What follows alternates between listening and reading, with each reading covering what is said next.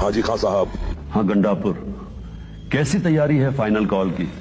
इस बार कोई अवाम बाहर आएगी या नहीं? खान साहब कोशिश तो पूरी है, मगर अब लोग यकीन नहीं करते।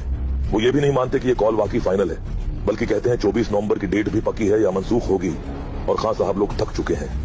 यार क्या जमाना आ गया है, अब तो लोग हमारी कॉल पर भी नहीं निकलते। फाइनल कॉल का इसीलिए कहा था ना, ताकि तुम लोग फाइनल को 92 के वर्ल्ड कप फाइनल के साथ मिलाओ।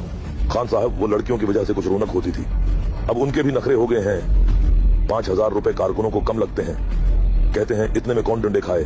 ओ भाई, जेल में बैठा हूँ, तेरी गलती है जो यू टर्न मार के घर गया, तभी लोग यकीन नहीं करते। खान साहब मजाक नहीं कर रहा, मेरी गलती नहीं है।